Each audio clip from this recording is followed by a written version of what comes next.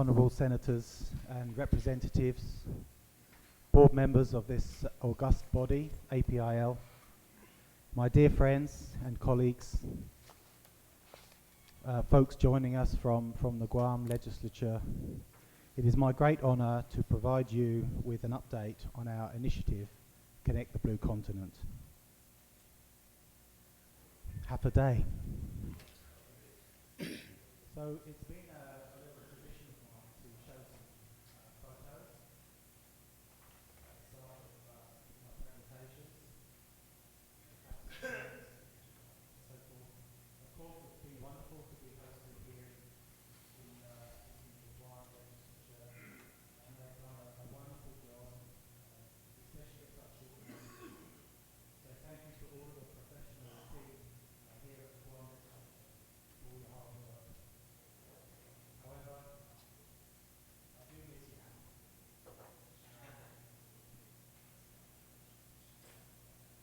So I have a few photos that remind us of that beautiful place.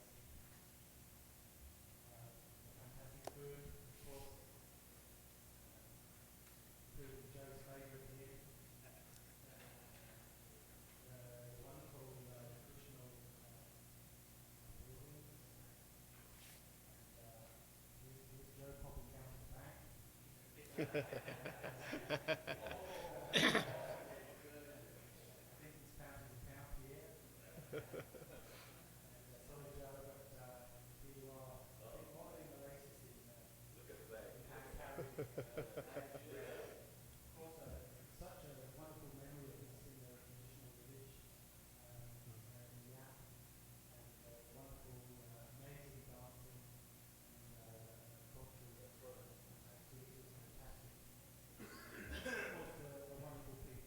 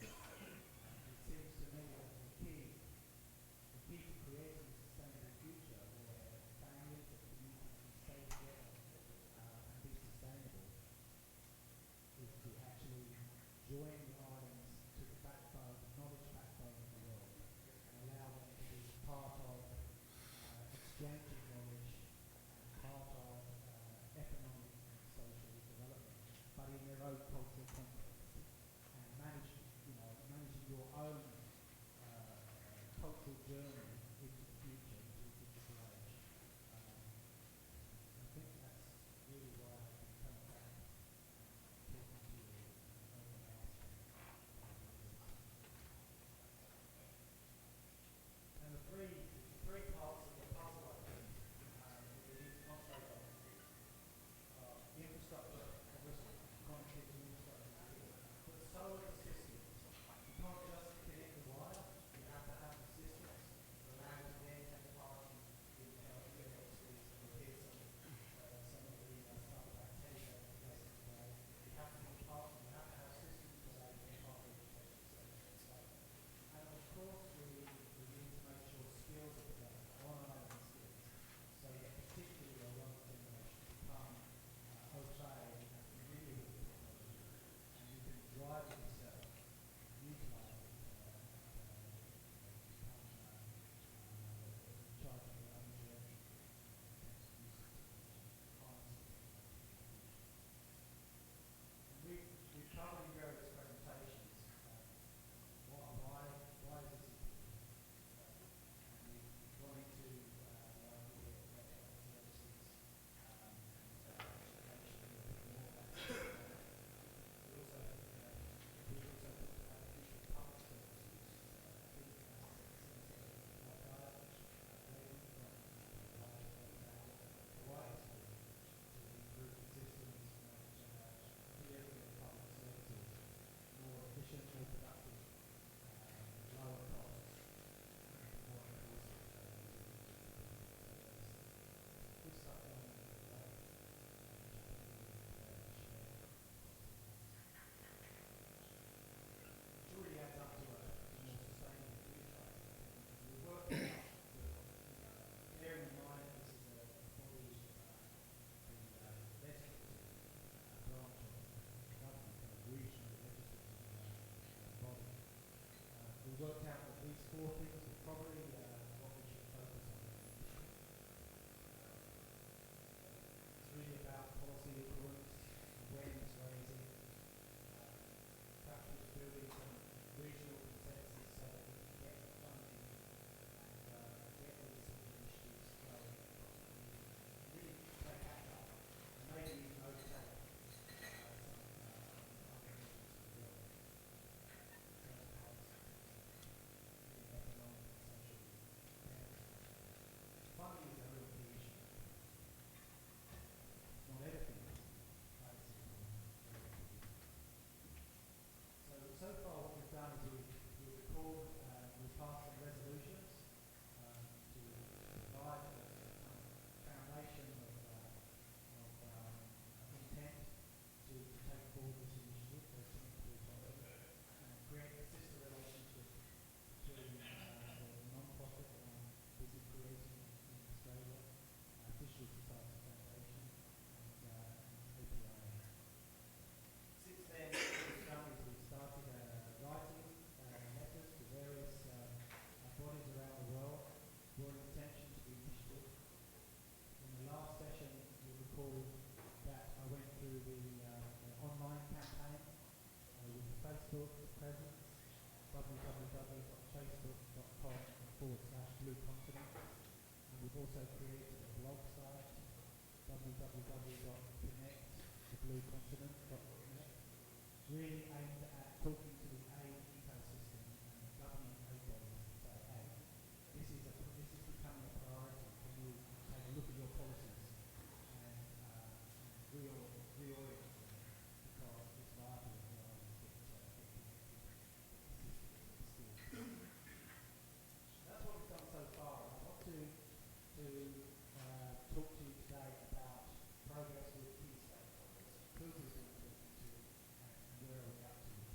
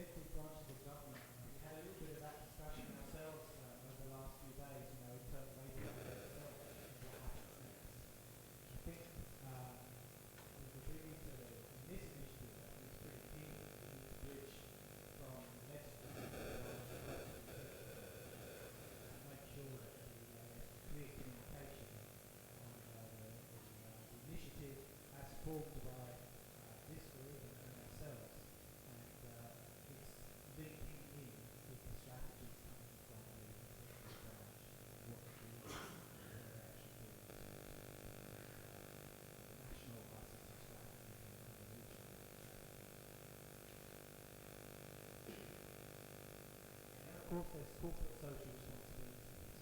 So this is where business, essentially.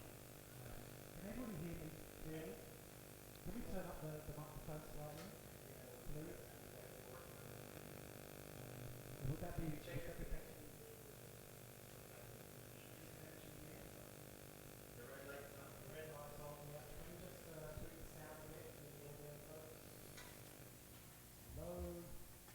Is that better? I can speak loud as well if you want me to. There's no problem. Right, so first group.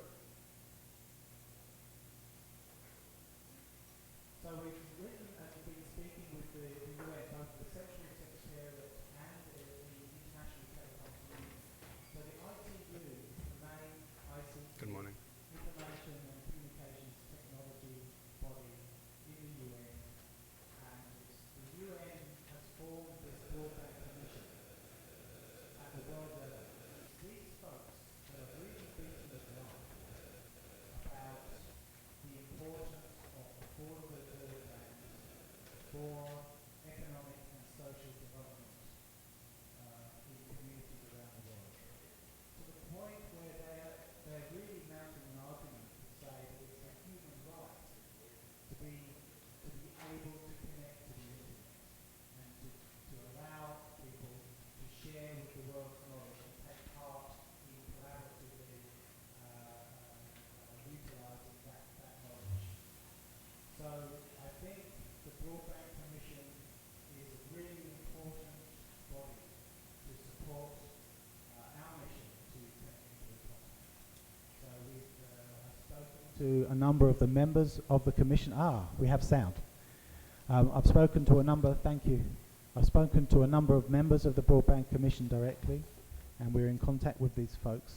And our main issue is to make sure that the Blue Continent gets some attention, and they understand that this region also needs the support from the UN and world funding bodies to allow us to get the connectivity we need.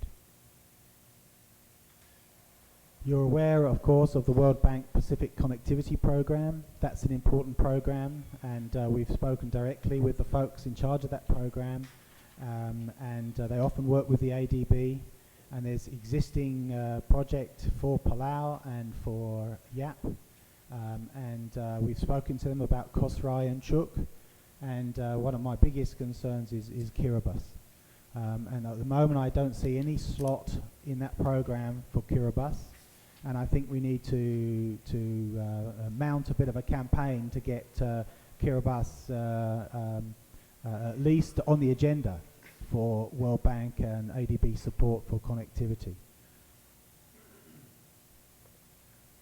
I'm still looking around. There are various other UN bodies as well. I'm still looking around for who do we think are the most important stakeholders here. If you guys think of anybody that we're not talking to, please come and chat with us, and we'll figure out how we can reach them. Okay, so for the second group, donor governments. Obviously, being in Australia, I have spoken to AusAid, which actually has been disbanded now and folded into the Department of Foreign Affairs and Trade. I think it's fair to say that we need an ongoing dialogue with these folks to convince them that connectivity is important. Their initial view was, we tried that 10 years ago, there was a big push for a network in the Pacific and it didn't work, and we don't think the individual governments are really asking for connectivity as a high priority. So that's a disappointment to me. I think it's important that if you believe that this is a priority, then please make it clear to the Australians that that's what you believe, and let's see if we can influence their policy and support the connectivity. USAID, I get the feeling, that USAID is starting to come round to understanding this. They've joined a couple of world initiatives on connectivity, so I think that's good news. I don't know anybody personally at USAID, but I would like to think that they would be on our side. So perhaps if anybody does know some of the key individuals at USAID, we could chat further. I have started to research the aid bodies in Japan and China and so on, and the general message I'm getting is that Asia is one of those places in the world where there is money, there's financing, they're growing, they're willing to fund things. The message isn't clear to them that connectivity is a priority. So I think my message to you folks is, you're important. You're obviously key leaders. If you can get that message across to those aid bodies that it's important, that would help us enormously. And I think there's some room for European aid organisations to help because of the background to the history of some of the island communities. I think the Europeans will definitely come to the party if there's clear enunciated requests from your governments. Okay, I'll talk a little bit about this category, philanthropy. Being an IT person, I'm obviously interested in IT companies that might help us. And there's a couple of new organizations that have started up quite recently. One called Internet.org. If you go to that site, you'll see that they're focused on helping developing world jurisdictions get affordable internet. And the second one is called the Alliance for Affordable Internet, and it's a body based in Washington. It's actually based at the World Wide Web Foundation. That's the people that manage the web. And they have created this organization called the Alliance for Affordable Internet, specifically to look at how to create affordable connectivity in developing communities around the world.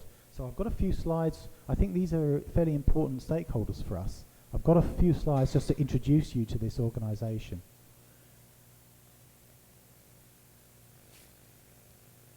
So their focus is, in particular, is affordability. And here are some statistics. You can read these for yourselves, but the key here is that really what they're saying is that in a lot of developing jurisdictions, the retail price of internet is too high, and that's a major barrier to the take-up of the internet. And I think we have that problem in some of the island jurisdictions where we have got cable. We haven't actually managed to create affordable retail products, and that's really a key issue. And the measure these guys are using is they're saying the price for your internet service at home should be less than 5% of the average gross national income per capita, okay? And what they're seeing is that in some countries it's up at 30 or 40%. In other words, the prices are too high, and that's acting as a barrier to economic and social development. I see that happening in the islands. I think these folks can help us. This is their focus. So by hooking in with these folks, I think we can get some technical assistance and some lobbying assistance to make sure that what we actually end up with is affordable for the communities and for the businesses on the islands. So here are just some of the numbers that they've come up with, okay? And we can share these slides with you guys. I think Walden puts it up on the website, so if these are useful to you, that's great. One interesting number is that what they're saying now is there's pretty much just as many people in the developing world on the web, on the internet, as there is in the developed world. The numbers are about the same. But when you look at the number of people not on the internet, there's something like 10 times as many people in the developed countries not on the internet as there is on the internet. And so both Internet.org and this A4AI are really focused on how do we get all of these communities, the missing communities, onto the internet, and therefore gaining the economic and social benefits. Now, I've spoken about, why is it important? Well, here is their message on why is it important. And they've used these words, which I found interesting. They've talked about health, they've talked about education, gender, which is something that I haven't really covered, but gender opportunities, which is another good one. Agriculture, in terms of access to markets and access to market pricing and so on and so forth, which I think is key for some of the island communities here. And citizenship, which is really about connecting citizens and the public services and government. So that's their view on why is internet so important for communities. And here's their mission. I think it's pretty good line up with what we're trying to achieve.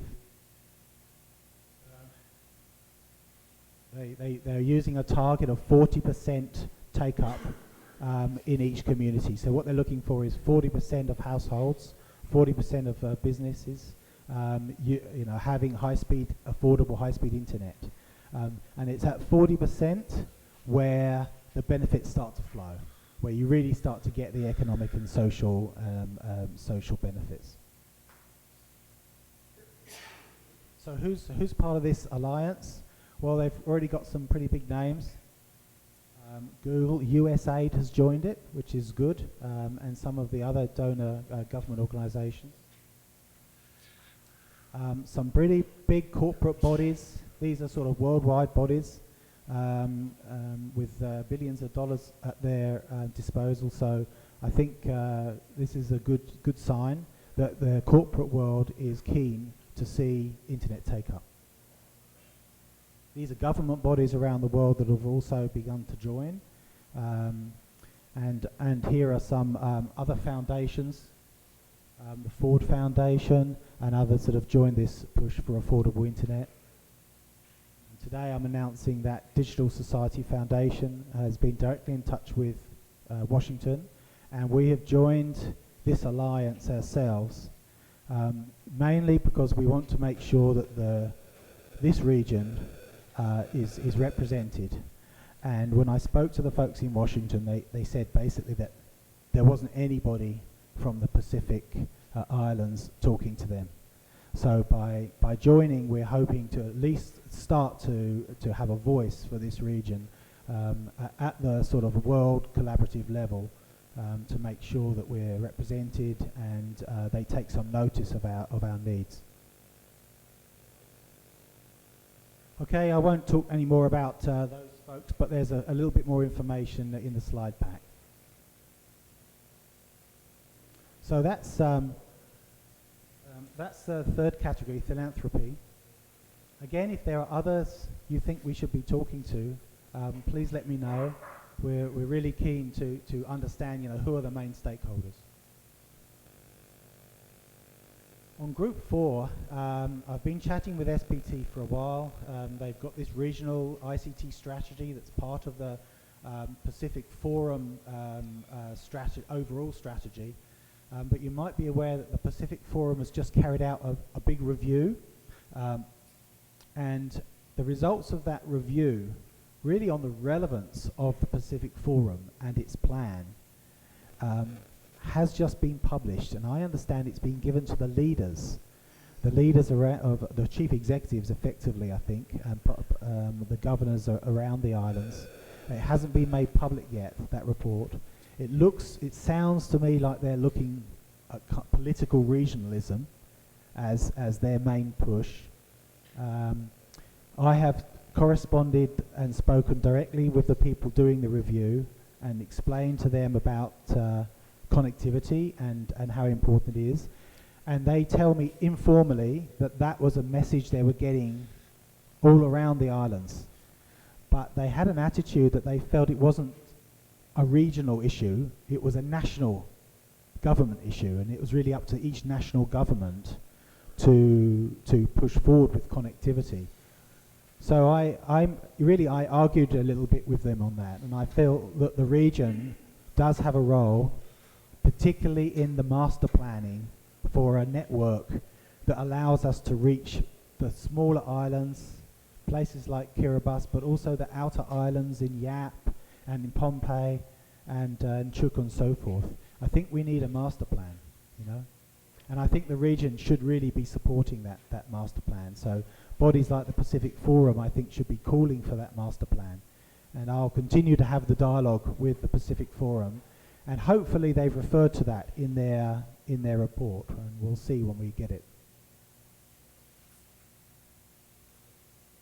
In terms of liaising with executive government, you know, the only two governments that I've spoken directly with are the government of Pohnpei and the governor there, and the government of Hawaii, where I also met with the governor and told him about Connect the Blue Continent, and in fact he was very keen to fund it. I said, we're not asking for funding, we're asking for support, but he said, no, we'll put funding in.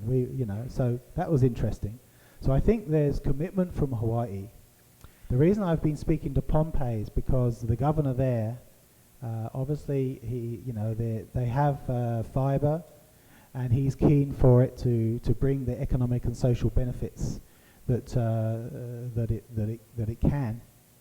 And he's been speaking to me about this initiative, the World Park Initiative, the strategy for Pohnpei, and the alignment between that strategy and the need for connectivity, the need for really for driving economic and social benefits. So we're discussing the idea of making Pohnpei like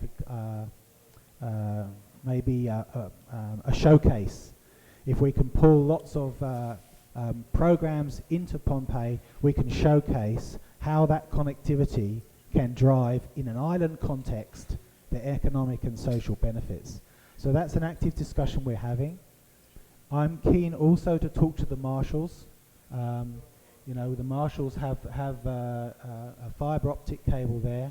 Already there are some benefits. I can see some economic benefits flowing in the marshals. Perhaps if I'm lucky enough to come to the next session, if we do have it at the marshals, then under your guidance, perhaps I should be speaking with the executive team there. Google has been the main people that I've liaised with in this category. Google have given me a written commitment that they will help the islands. What they've said is, we will be willing to, one, provide deployment of Google apps to educational institutes and the training to go with it. And two, we will enable the creation of communities for entrepreneurs, supporting business owners and supporting ICT workers like software developers and so on. We will help those communities with training and free software and so forth, okay? And they felt that infrastructure was the main challenge. They said, if you can sort the infrastructure out, Chris, we will come to the party with more programs to help the islands. Now, I've also said to them, if I convince the Pacific Forum to do a master plan, will you provide some in-kind support? Will you get your engineers to work with us and come up with a master plan for connectivity? And they have said yes. So I think, you know, Google is a good example of the sort of corporate assistance that we can bring into the islands.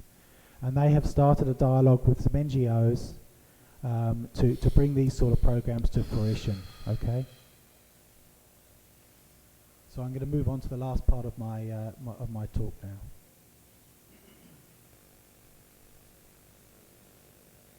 Sorry, I just, before I mention that, I should mention that I think there's two more groups.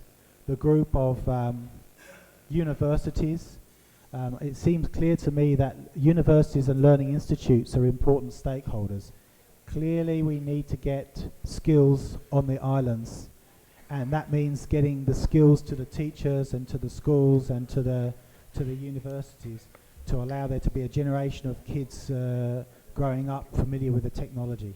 So I think universities are pretty important stakeholders. And I've started to talk to the University of the French Polynesia, the University of based in Fiji. I think it's called South Pacific, University of the South Pacific, University of Guam, and the University of Hawaii. And I think these stakeholders are important for us.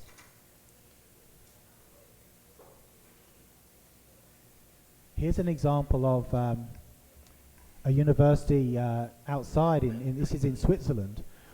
And this is one example of many universities that have said to me that they will help. They have knowledge and skills which they will connect through to the islands via the existing university and school fabric that you've got in place. I think many different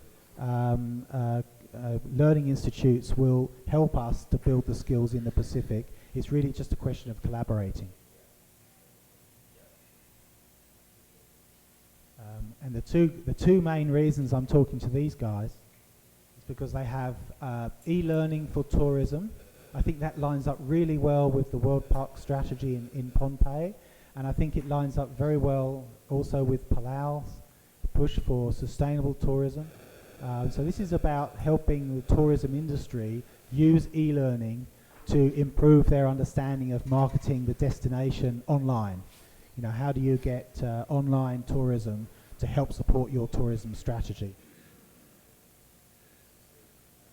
The first one was teachers, the second one was tourism, sorry. So they're focused on teachers, helping teachers, and they're focused on helping tourism, which I think are really the perfect fit, okay? Now I have a 3-minute video made by the professor. I wonder if we, Chair, do we have time to play that? We are actually running out of time, but okay. So maybe what I'll do is I'll skip that, but if you're interested to hear directly from the professor, he's made a short video to explain to you how he thinks this might assist you. So please come and speak to me, and we'll have a look at that video when we have time. Okay, and I'll move to my final slides.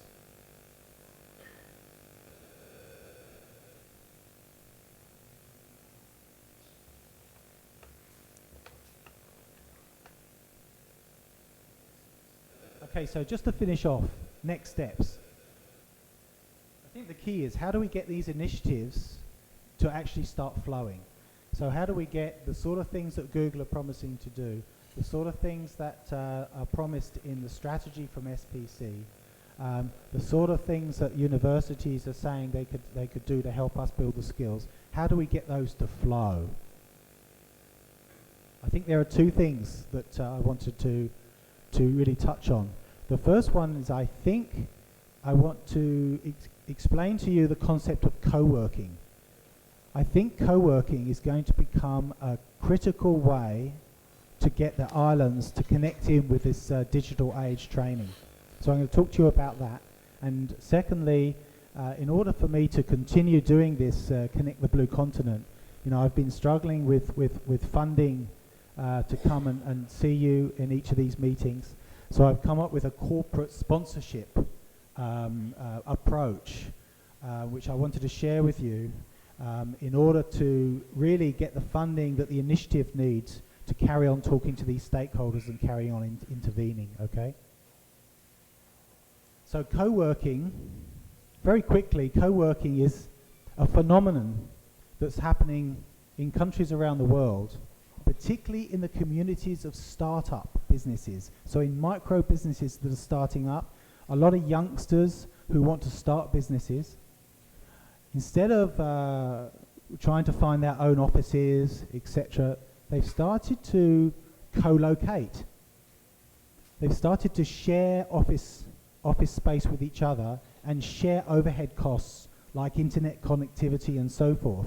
And they found it to be a really effective way to drive economic activity in an accelerated way.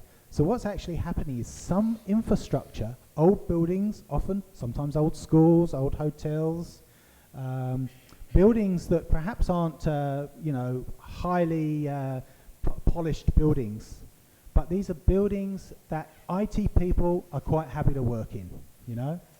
And so what's happening is these buildings are often rented out for pretty low cost, and businesses are getting together. Youngsters are saying, well, I want to start my own business.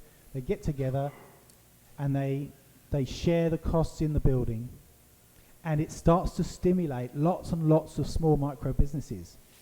But it does something else as well.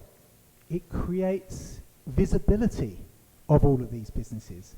Instead of having to try and track down, 20, 30, 40, 50 little tiny businesses who are working from their home, and maybe it's difficult to find their advertising and so on, by connecting them to a co-working place, even if they only go into that office once a week or so on, then it makes them visible, and training and assistance can be focused on these co-working spaces. And this is happening in cities, but also in regional, small regional centres across the US, across UK, Europe, in Australia too. And essentially, they are like very easy to access open places. This message gives you an idea. This is a message outside one of the places in Adelaide. And what it says is, essentially, you're welcome to come in any time, just bring your laptop. We'll give you the password, you can sit down at a desk, and you can start working and start collaborating with people. And what they're finding is that the dynamic of working with your small business, but having colleagues around you, means that you can start collaborating and grow your business more successfully, and start figuring out what other skills there might be around the place to help you drive your business. It's been highly successful. When I saw these buildings and I went in and I looked at some of these places, my thoughts turned to you guys, thinking this is just ideal for the islands, because once these are established, they start affiliating with each other, which means entrepreneurs, can visit an island and they can say, well, I'm a member of the co-working space on one island, so therefore I'm a member of this one too. You see what I mean? And they can start creating sort of a collaborative business environment. And particularly for ICT style businesses, so particularly for people involved in technology, this is a really important infrastructure. So please come and talk to me if you're interested in knowing more about co-working. I think, I have a vision that this will help us speed up economic and social development and adapt technology for the context of the islands. So I'd love to talk to you more about this. Finally, as I mentioned earlier, in order to continue this initiative, I need to find a way to fund both coming and giving you these updates, but also liaising with the various stakeholders. It seems to me that I really need to get out to Pompeii and talk to the executive team doing the World Park strategy, drag Google in there, and make these things happen. And that's going to require funding. So what I've done is I've put together a corporate sponsorship package. The first corporate body I've approached is the ANZ Bank. And I've gone to the ANZ, or you say ANZ Bank, because they have a Pacific strategy, and it seems to me that it's in their interests for there to be more successful economic activity in the Pacific, and therefore it's in their interests for Connect the Blue Continent to succeed. If you guys can think of other corporates that you think might be interested in sponsoring this initiative, it would be great to hear from you. I'd love to chat with you further about how we might be able to find some funding for the initiative going forward. So that's me, folks. Thank you very much for your time, and please feel free to ask any questions now or later. Thank you. Thank you, Chris. Let's give him a hand. Thank you for the update on connecting the Blue Continent. We'll save all the questions and discussion after all the presentations are done. But colleague, legislature, we are really privileged to have in the chamber with us our speaker, Ben Pangalina is with us. So if I can ask Mr. Speaker to please rise so we can give you a round of applause. Thank you. Thank you for joining us this morning. At this time, we'll have all the question and discussions, especially with Chris, and I believe we'll have time after the other presentations to also play the videotape. So we'll then discuss further on his presentation. But at this time, we have the Micronesia Conservation Trusts. I believe they're in here, if they are in here. So we'll go ahead and give it to Frank Shmashi, and then Jason Mayashati. Sorry if I'm not pronouncing the last name properly, but this time is yours. So please go ahead and make your presentation to the legislatures this morning. Thank you, Chris. Let's give Chris a round of applause again.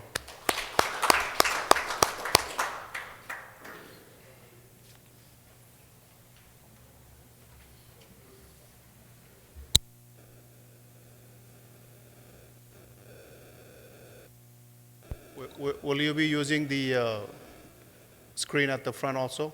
Okay, we'll then take a recess, 2-minute stress recess to give our Micronesian Trust time to set up. So let's recess for 2 minutes.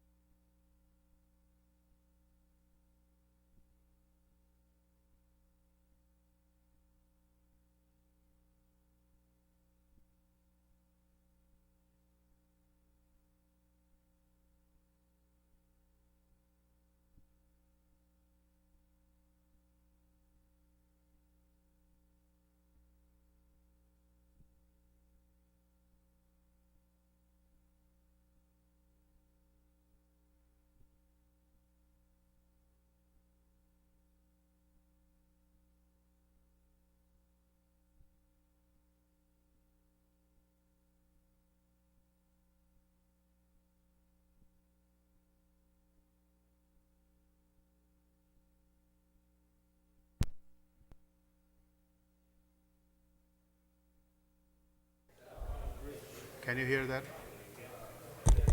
I believe they're ready for us, so if we can get back to our seats, please, and we'll continue.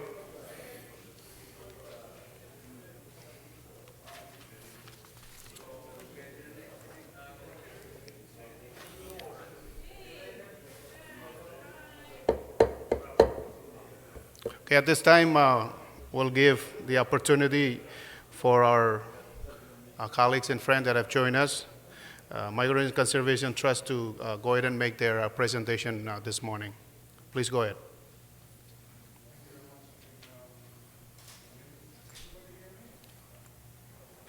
Maybe the mic is not on. Is the microphone on? Okay, try it. How about now? Is this better?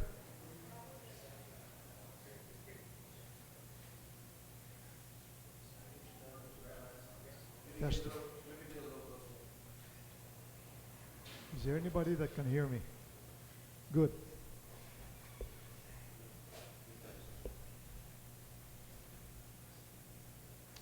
Okay, how about now? It's a little better, Little but better? still. Okay, good morning. Um, my name is Frank Shimizu. Um, I'm a member of the Micronesia Conservation Trust. I'm a member of the Board of Trustees. Thanks very much for allowing us to present to you what MCT is all about. Try to make it fast so that we can go back to what we're doing. I can perhaps still make the tee off time at 11.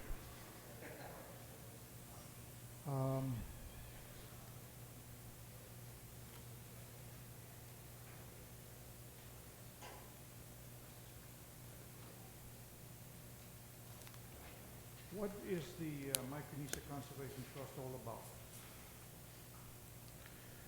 Here's a brief agenda of what we're going to try to cover. It won't take long, I promise. Who we are, maybe also why we are here. What do we do? Where do we get our money? And if you will, allow me to talk a little bit about the Micronesia Challenge. After which, there will be an investment report done by Dan Rowland, who's the Senior Vice President, Asia Pacific for Morgan Stanley.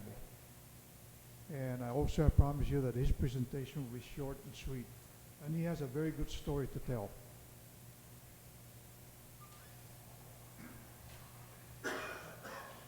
Who is MCT? Well, it was established in 2002, so we're still pretty young. We're just teenagers, if you will. It's located in Ponape, the Federated States of Micronesia. A very lean staff when you consider the amount of money and the amount of projects and grants that it handles. It's a very, very lean staff of 8 full-time employees. They are governed with 10 Board of Trustees. 8 of those trustees are from the region, meaning they're domiciled in Micronesia. 2 of those trustees are international members, 1 in Washington, D.C., and 1 in Japan. Of those trustees, 2 are from Guam, myself included. It is Micronesia's only conservation trust fund. It's conservation focused, and it's a grant-making organization. It has handled in the short period of time that it existed assets amounting to already $13.5 million. And those assets, due to the primary efforts of Morgan Stanley, have grown and obtained profits for MCT to the tune of $2.25 million. Not bad. And later on, like I said, Dan is going to tell you the story. What is it that we do? Here are some of the items. Capacity building and training support for biodiversity conservation, for adaptation programs for climate change, and believe it or not, climate change is not coming. It's already here. We want to push programs for sustainable development. This means that if you're part of the Micronesia Challenge, for instance, it's not that MCT is against development. It's just that you don't want to deplete your resources. You want to sustain it, build it if you can, and at the same time, promote development. MCT does a lot of financing in the area of fundraising, for instance. We fundraised to the tune of over $13 million already. It gives out grants to organizations and communities throughout all of Micronesia. And in some, as of now, as we speak, we've had, MCT has administered over $7 million worth in grants and regrantings. So it really tries hard to support and fund biodiversity conservation programs that help the communities in this area, help the communities adapt to climate change. It administers and supports programs that will try to eradicate invasive species, and they've been very successful in some of the smaller islands in the FSM. It also supports programs and efforts to improve fisheries management. Again, climate change is not coming, it's already here. With MCT, it cannot survive by itself. It needs partners. It needs partners that are willing to participate, and here are some of them. It includes local resource owners, which includes individuals, maybe even companies.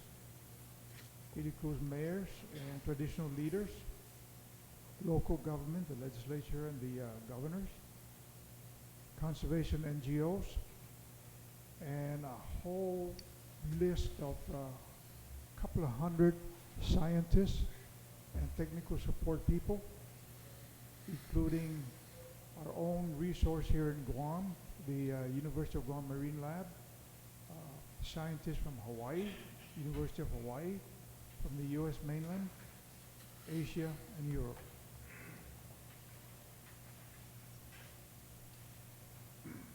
So where does it get its money? How is it funded?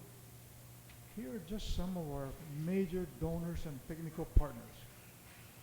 The Global Environment Facility, Nature Conservancy, Conservation International, David and Lucille Packard Foundation, Margaret A. Cargill Foundation. These two foundations are one of our major contributors and partners. In the United States, we have several agencies, including the National Fish and Wildlife Foundation, the Department of Interior, the U.S. Forest Service, and NOAA, National Oceanic and Atmospheric Administration. If you'll allow me just to speak a little bit about the Micronesia Challenge. It's a long, complicated process, but I'll try to be brief, and here are some of the bullets that I want to share with you. The Micronesia Challenge is an agreement in the very beginning between 5 major islands, including Guam, Saipan, Yap, Chuuk, Ponape, Kosrae, that make up the FSM, the Republic of Palau, and the Marshall Islands. After that agreement, these 5 nations became committed and are committed to partnering to effectively conserve natural resources. What I mean by that is that these nations agreed to set aside the 30-20 principle. 30% of its near-shore marine resources and 20% of minimum, 20% of its terrestrial resources for conservation, for capacity building, and put it under effective management. 30-20. That's an honorable goal. It's a goal that exceeds other nations, many other nations.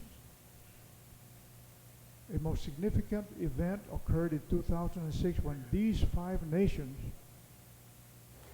selected MCT to manage the MC endowment.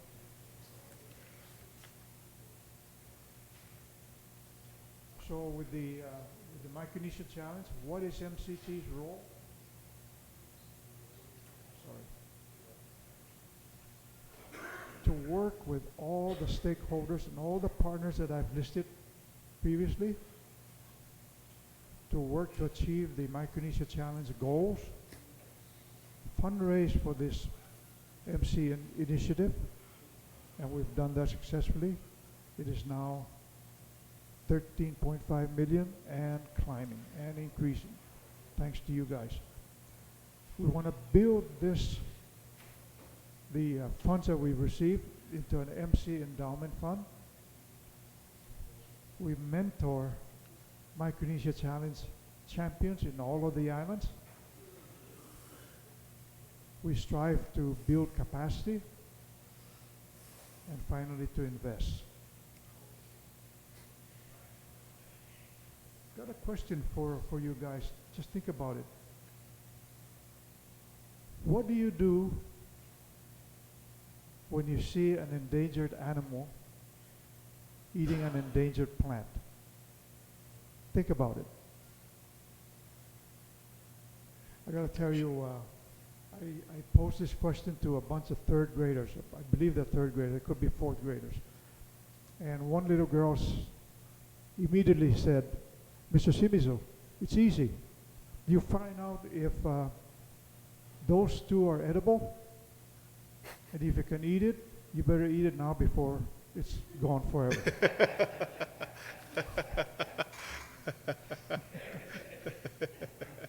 I didn't know how to answer that.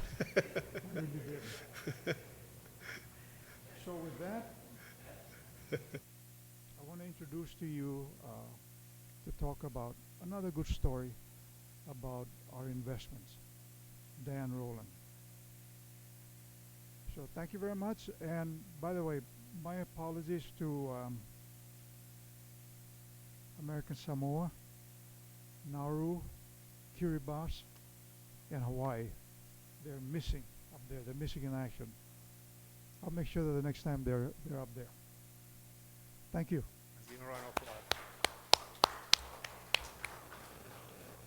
Thank you, Frank.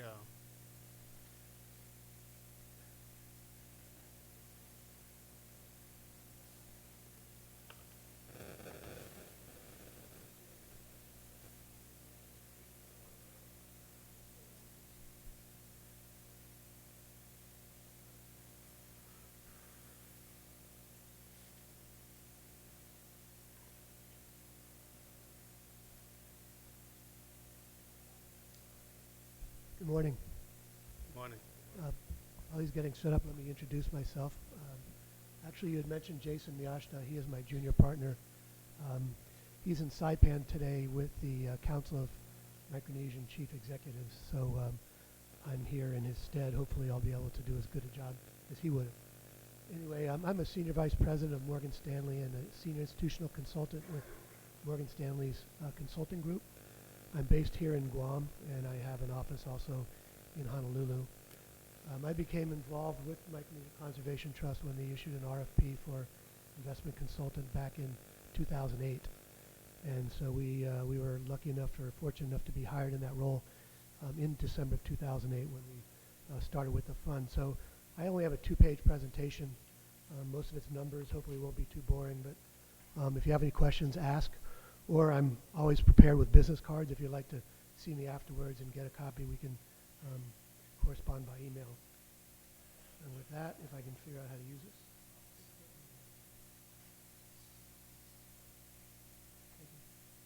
Oh, thank you, Frank.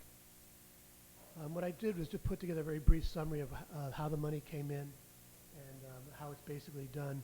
Frank's presentation had the performance through September, but I'd like to keep people as up to date as possible. So this is actually end of November.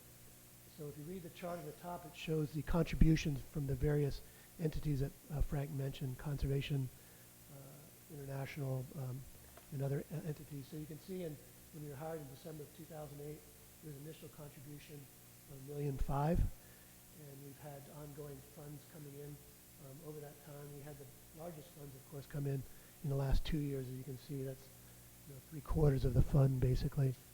The total contributions to date have been, although I understand there's an additional 500,000 that is supposed to be coming in perhaps this week, but we've had $11,517,711 in contributions. The ending market value as of November 31st was $14,134,000. The net return has been $2,606,289. As a consultant, I like to think in percentage terms because you really need to know relatively how you're doing. So if you look below, you can see, can everybody see? It's a little bit low, but from left to right, it's shorter periods to longer periods. So the first column is a fiscal quarter to date, which is September 30th through November 30th. And the blue numbers are the fund's net returns. So fiscal year to date, we earned 4.35. Fiscal quarter date, excuse me, is 4.35%. And in our investment policy, we set two objectives. One is a objective relative to what the markets are doing, which is objective 1, the policy index. And objective 2 is a static benchmark based on what our asset allocation model says that your expected return should be given the capital markets. So you can judge how the fund is doing relative to those two benchmarks in the different periods. So that's a fiscal quarter to date, fiscal year to date, which is a December fiscal. We're up 14%. Trailing 1 year up, we're at 16.6. Trailing 3 years at 8% annualized. And since we started, we're at 9.29%. So with the exception of the 3-year period where we're a bit behind the policy index due to a particular manager who had a really tough time in about an 18-month period, we're doing very well, including the longer periods. So I think everybody's been pretty pleased with the results so far. On the next page, which is a very busy page, and I won't necessarily get into in depth, but as the fund has grown in size, we've been able to diversify among different asset classes, which is a prudent thing to do to diversify risk and hopefully increase returns. So we've added non-U.S. equities, more recently emerging market equities, non-U.S. fixed income, again with the idea of diversifying the assets to reduce volatility. So at this point, we're pretty happy with the asset mix. As the fund continues to grow and we get up to 500 to 50 million or 100 million, which will probably be a couple more years, we'll look to diversify further, but that's where we stand, and that's really my presentation. I'm happy to answer questions. I think you were talking about having a session later for questions, so in that case, I'll defer till then. Let's give Dan a round of applause. Thank you very much. Thank you, Micronesia Conservation Trust for the presentation. If we have the telehealth people that were supposed to make presentation here, Mark Kane, I believe, then this is your opportunity. It's your time.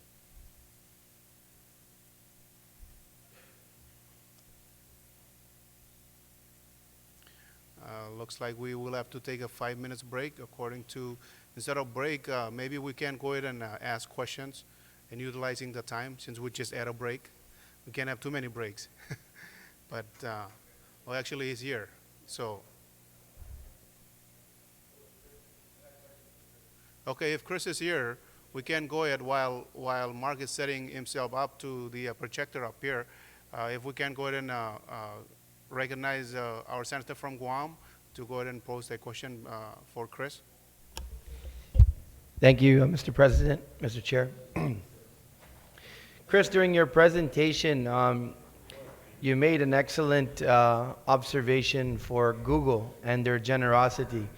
You mentioned that they would match engineering opportunities and the like if we would be committed to the infrastructure. Do you have even a general idea what the infrastructure means for them to bring about the match with engineering capability? Thanks, Chris. Can everybody hear me okay? Yep. Sounds good. Yep, good. I think the issue with Google was really a question of them saying, well, we want to help, but we don't know how to connect with the people that need the help. And they talked about 4 communities. The community of teachers, the community of students, the community of startup entrepreneurs, business entrepreneurs, and the community of ICT, technology folks, okay? And so we spoke about infrastructure in 2 ways. One way was, how do we get the connectivity, the infrastructure that requires connectivity? So the strategy was about some islands have connectivity, some islands don't. And we needed two strategies, one for those that do have it and ones that don't have it. And then for the ones that do have connectivity, we spoke about the infrastructure, something like co-working, to bring those communities to the forefront, so Google and others would know how could we help the right people. Educational institutes are the obvious place for teachers and students, but for business entrepreneurs and for technology people, we need to create that visibility, and that's what I think co-working infrastructure would help. Okay? Does that answer your question, Chris? It does. So I guess for our members, I guess what it really comes down to that we're seeing, and maybe through the bigger islands, this is where we can really come in and play in terms of our relationship, since we got a lot of local companies that are already investing, and that would mean the developing the plan and the commitment infrastructure-wise to then go back to Google and say, okay, we're ready. We have co-working obligation that we've established. That would mean every traveler and business person going to these islands knowing that they have a kiosk center or a business center. And then from there, that would map their strategy, and the engineers could then come out from there.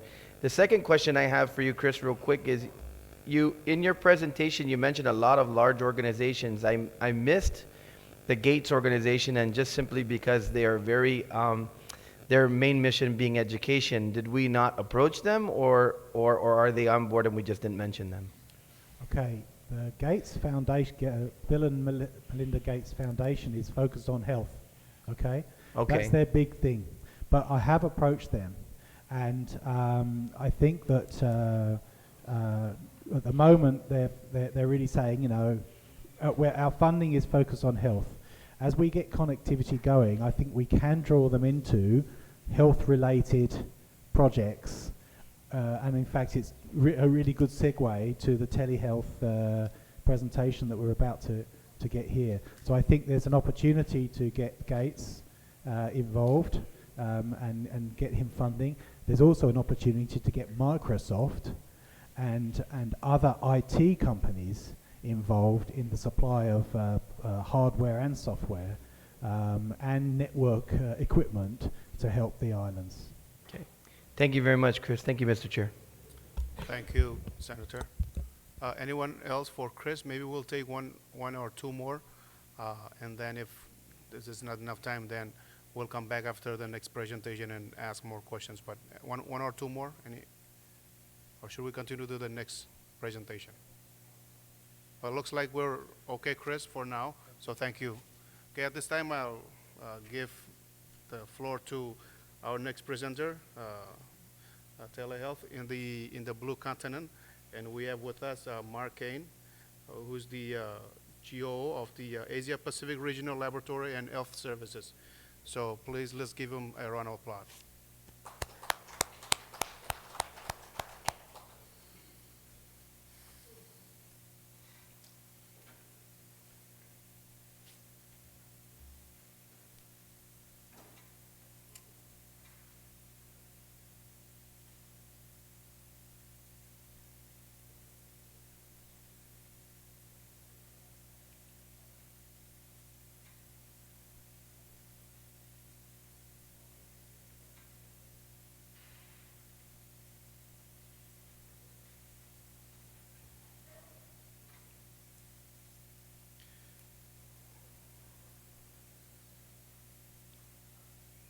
Just a brief announcement for our lunch today will be at 12 o'clock, and it's going to be here in the, I believe, the same room that we've had our refreshments before. And it'll be hosted by Pew Environmental Group, one of our partners. So we want to share our appreciation and thank them for that. And we'll all be joining each other and continue to discuss these issues that especially have been presented to us during the lunchtime, if you wish to do so. So let me just give this time to Mark now to go ahead, please. Good morning. Nice to be here with you. Thank you for this opportunity. This presentation I put together just in the last few days after being asked to speak here. So it's not data that I've discussed many times, but it's fresh data. Just as a bit of background, I'm a nurse practitioner. Nurse practitioners do much the same thing that physicians do. I've had private practice for about 40 years. My specialty is obstetrics, gynecology, pediatrics, and family care. So I make babies and deliver them. And I delivered my first baby when I was 16. So I'll admit I'm old. I came to Guam first in 1996, and I worked for one of the major insurance companies here. And that was the first for me because usually I was the provider, and this time I was the payer. And it gave me a new outlook on that side of things. So out here in Guam and in the Blue Continent, we've had issues for decades on delivery of health care. One of my early jobs in the military has been working with FEMA Region 9. So I've had an opportunity to visit many of the islands here under my FEMA cap, and certainly that was under disaster conditions, so I was never able to really embrace the local cultures because we were there to do a job and to get people whole again and then leave. So part of this discussion is on telehealth. The research and the passion that myself and my other team members have had to bring new technologies and new opportunities to this region.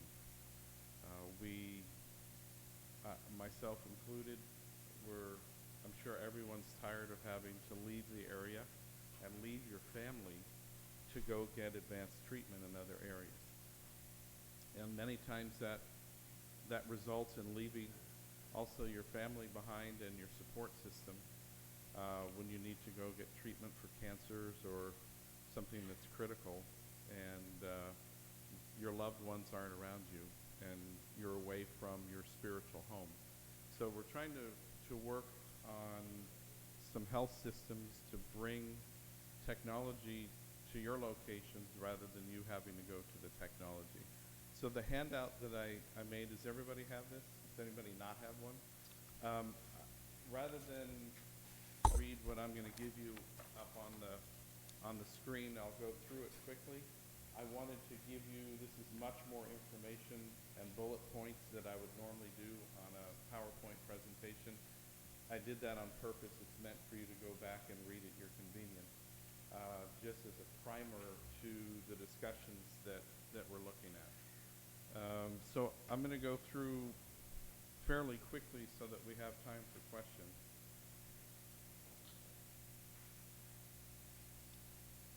So just a definition. In the last few years, the definition of telemedicine, that's been in the news and that's been the buzzword. But telehealth is much more than telemedicine.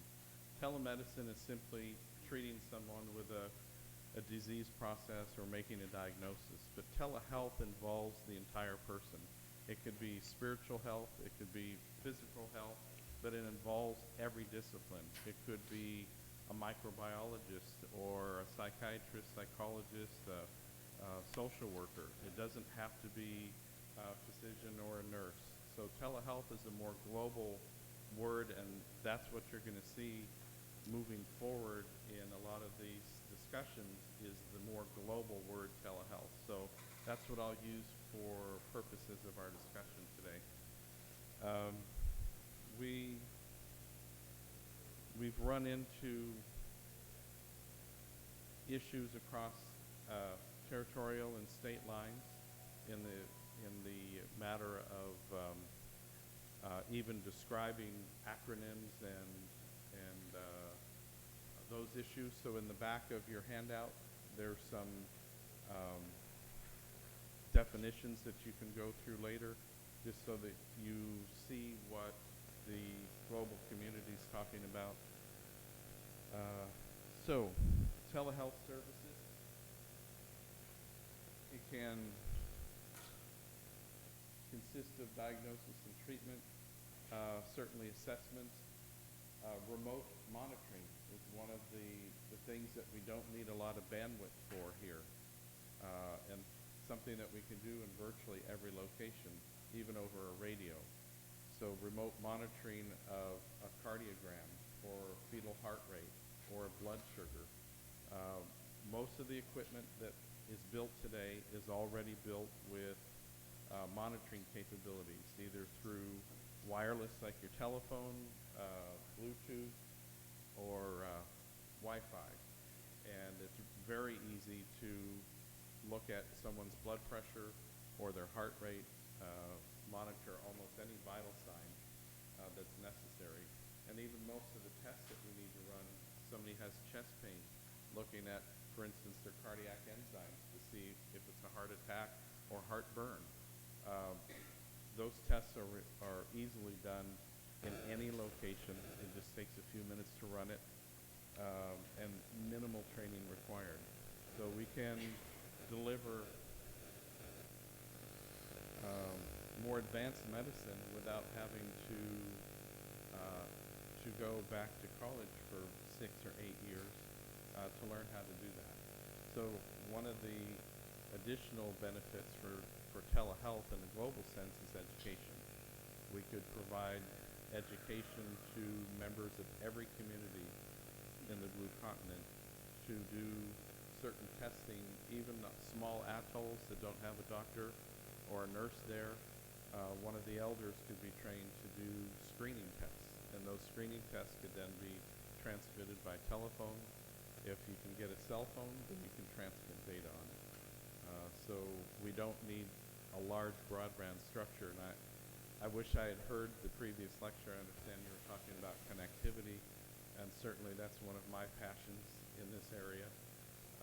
We've put a lot of money in over the years into the infrastructure for connectivity, and it's embarrassing to say that in almost 2014 we haven't fixed that problem. We should have connectivity everywhere. So without having to go to expensive satellites, I think we can. There are definitely some resources that were already discussed, some that may not have been discussed. There are some private networks that are going to the islands that are more than capable of transmitting any type of data that we want. The main type of telehealth that we use most frequently is video conferencing.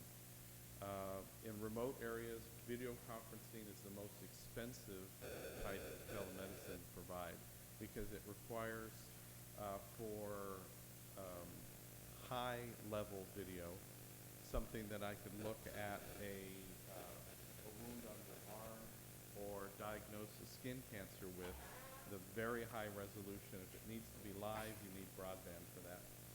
But if I take a picture of it that's high resolution and it takes 20 minutes to transmit to someplace to look, I can do that with low broadband.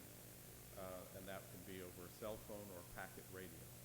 So there's old technology that we can still use, HF radio, packet radio, to transmit the store and forward technologies.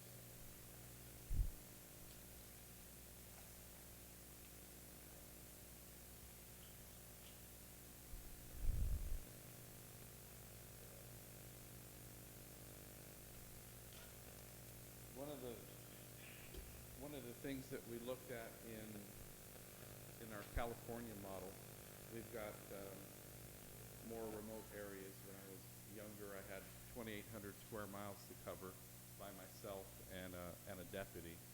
And if someone called in with chest pain, it could take 3 days to get by horseback to that person. And if it was a heart attack, of course, they would have expired by that time. So over the years, California's put together a remote system that connects virtually all of the licensed hospitals in California that are outside the urban areas.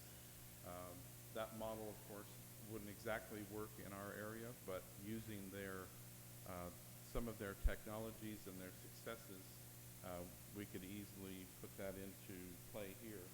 But one of the things that we're looking at, it's expensive to leave your job, even for the day, to go sit in the doctor's office for a couple hours while you're waiting to get your exam done, or you're waiting to get lab results or your blood drawn. And we can deliver telehealth services often right to each patient's home. They don't have to leave their home. They don't have to get someone to look for the kids or take time off of work. Most of the new computers and laptops come with built-in cameras, and there's very light technology like Skype and Apple FaceTime. Anybody with an iPhone already has telehealth built into their telephone. There's data capabilities and video, and so as technology spreads with inexpensive phones from Samsung and some of the other vendors, some of them are even free if you just get the service, you now have the ability to talk to any provider anywhere in the world just by getting on a free video program with Skype or Viber or any of those programs on your phone. And it changes the face of how medicine is done. It limits the time. Specialists only have a certain number of hours in the day to review cases. Often they're in surgery and they have a heavy schedule. But if they're able to meet with you before you actually come see them, they can review your case, have an idea of what your diagnosis might be, actually start a treatment plan before you even come see them in your office. So rather than waiting for hours, all of your tests could be done ahead of time, everything's sent to that clinician. You can have a discussion with your primary care provider there or just by yourself. And then once you finally get in to see the specialist, the few minutes of time that they usually give you, which is usually 5 minutes or less for most clinicians, it's valuable time because they already know everything there is to know about you.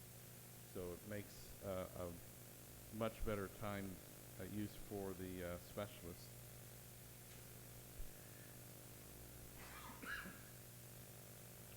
We can do home monitoring.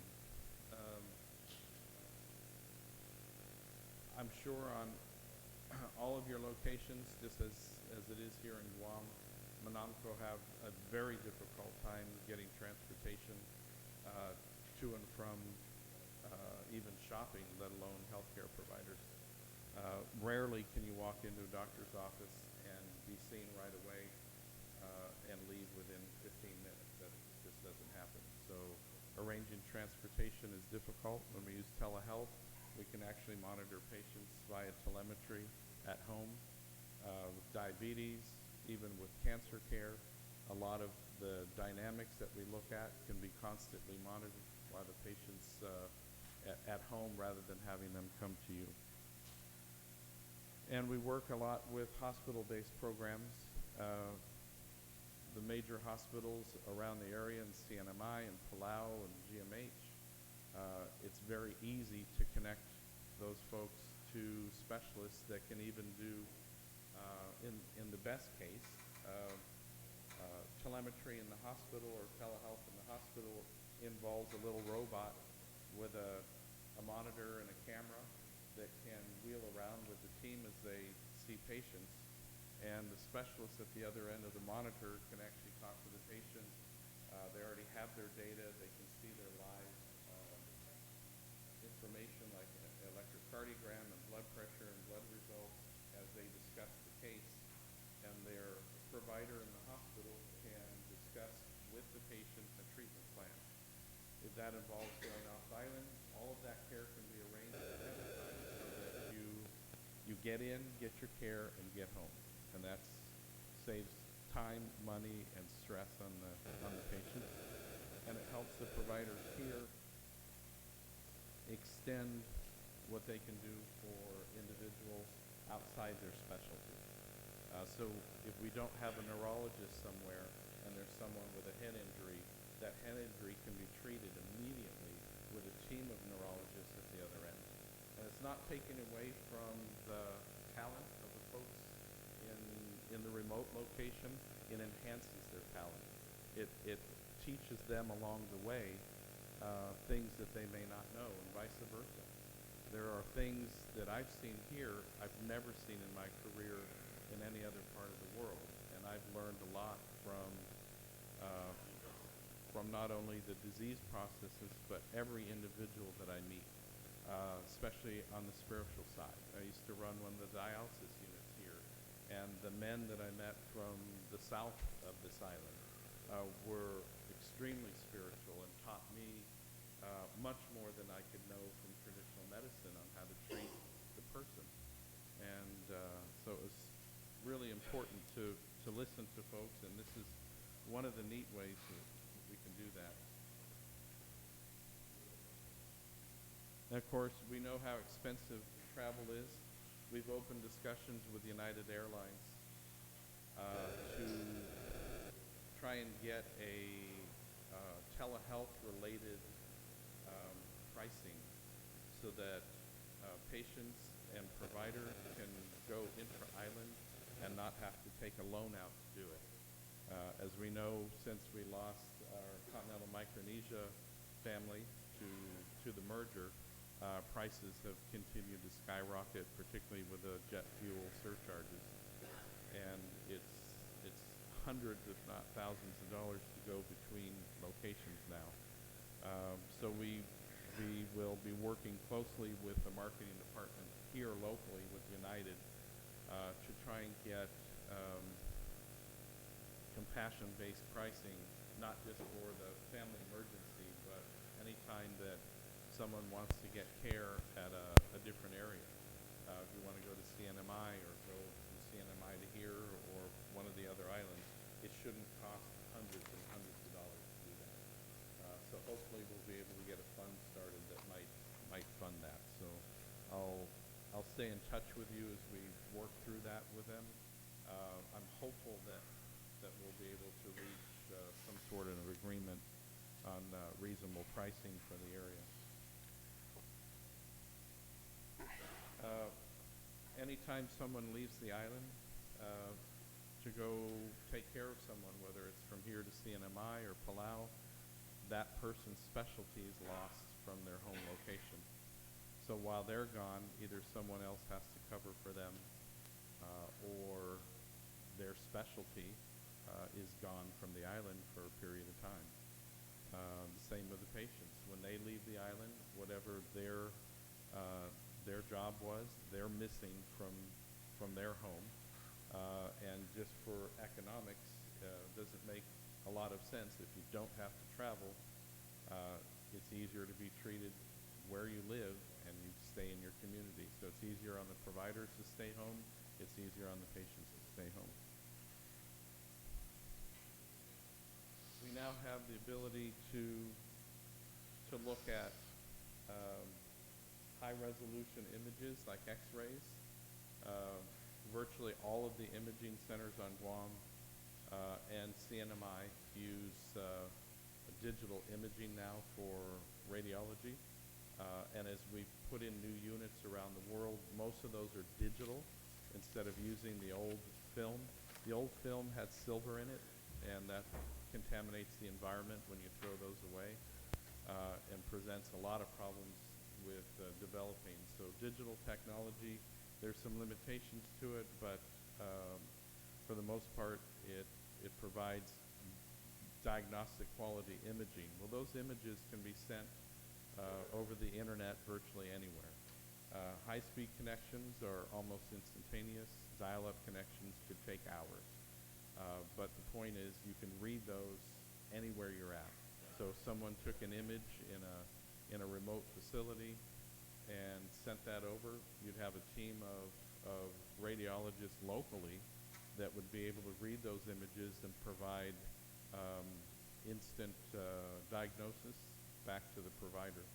So we already have some of those capabilities built into the system already here. They're just underutilized.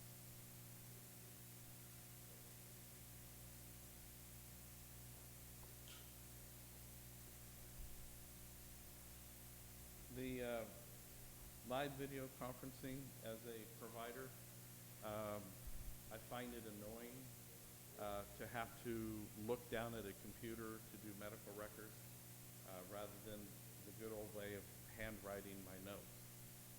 I want to look at my patient and get a rapport so that I can understand exactly what the issue is and that they understand that I care.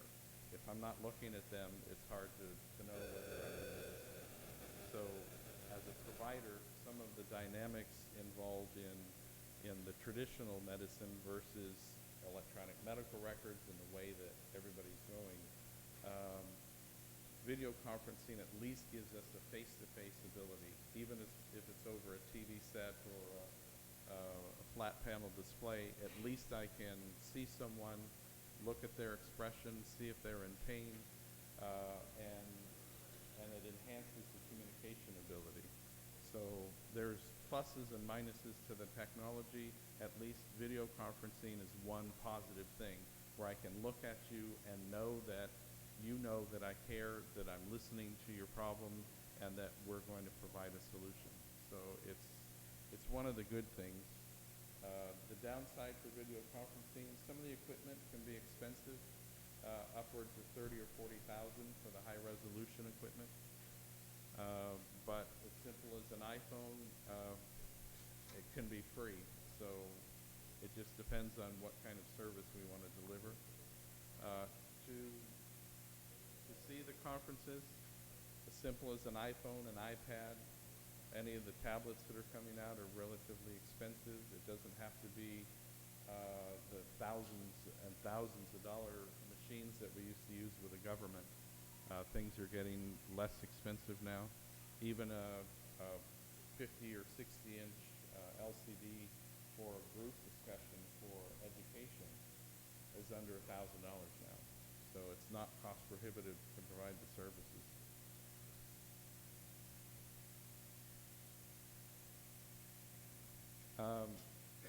Later in 2014, one of the things that's missing from this region is a clinical and pathology laboratory. Virtually everything that's done from glass pap smears in Pohnpei to exams in every region here, virtually everything goes off island. We do a few tests here like a blood count or chemistry, but anything that requires advanced diagnosis has to go to Hawaii or California or beyond. And specimens are lost, they're tainted, their temperature is hard to monitor. And I've experienced that firsthand with the lab business here. It's frustrating to send out 150 specimens and find out the package is missing. And among those could have been a biopsy. And that's happened too many times. You don't know that what they just removed from you then is cancer or not. And really there's no excuse. So one of my passions was to make sure that laboratory services are brought on island, so that's one of the projects that we're working on now. Once that's done, all of the biopsies that are done on island or anywhere in the region can be sent here. We can do all the staining and everything that's necessary to make that diagnosis. Now, if it's negative, to get a fast turnaround time, and you know it's a negative, you can breathe a sigh of relief. If it's positive, then normally you would still have to send that specimen off island to a specialist in that type of cancer. With telemedicine or telehealth, we can do a high resolution scan or live microscopy, where you put the scope on a microscope and it has GPS, and the remote reader can actually move the slide around just like it's in front of them live. our goal for 2014. And that way we'll have a team of experts. Instead of having to go to City of Hope or any of the other cancer treatment centers, we've got dozens of specialists that have already said yes to this project. So in 2014, we'll start changing the world of medicine out here in the Blue Continent. At least our cancer diagnoses will be swift, and treatment can be started a lot faster once that's up. As part of that, we wanted to find out why we have cancer and diabetes here. So the Research Institute, Asia Pacific Research Institute will start looking at that. We'll be working with the area universities and bring researchers out. Now that the Supreme Court has held that no one can own a gene or have a patent on a gene, which was holding up research in genomics. For once, the Supreme Court made a very good decision. And now that you can't own a gene or a patent on one, now we can use the Human Genome Project, which mapped all of the genes in the human body, and start to look at what's different about genetics in this region that gives us a propensity for cancer. And my goal before I die is to find that out. So over the next, hopefully 40 years or less, we'll find that answer. But we've begun that process, and I believe that we found the correct partnership with the University of California. And they have health systems. They have 5 hospitals throughout California with the lead researchers in genomics in the United States. And they've agreed to work with us and come to this region to find out what's going on here. So I'm going to skip forward a little bit. Emergency room consults. If we don't have a neurosurgeon on island, then we can get those services instantly, 24 hours a day, just by touching a button. Virtually any specialty that we need can be done. And we can even do remote robotic surgery. Robotic surgery is done every single day in the larger medical centers in the States. Typically, the operator is in front of a micro knife and a really nice set of optics, but it's no different than operating a plane remotely.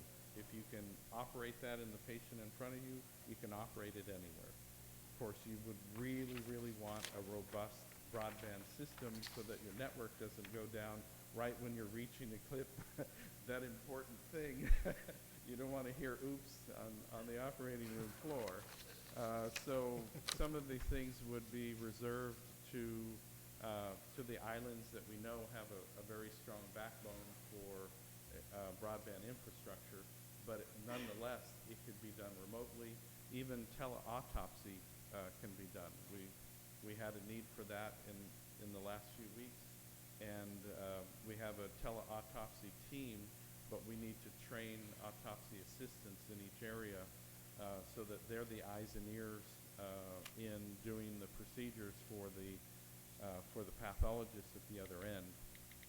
But that's easy to do, and it's now on the list to be able to go to anywhere in the region and be able to provide a reason for someone's death without having to remove them from their location.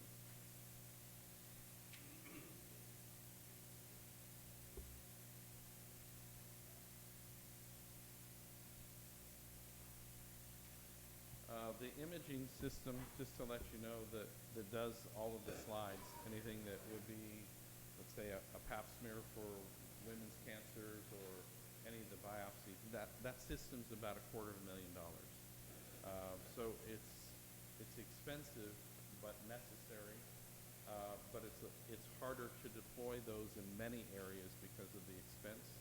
But we're working with the manufacturers to see if we can get that cost cut in half or better, so that any grant money that we can get can go a lot further. We can get those those imaging systems out to the outer hospitals.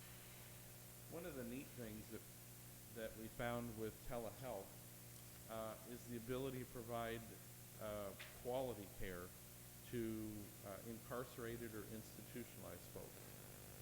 If there's a rest home, for example, remote monitoring can be done on all the patients on a monthly basis. If there's a provider that needs to go off island and they wouldn't be able to get in to do care.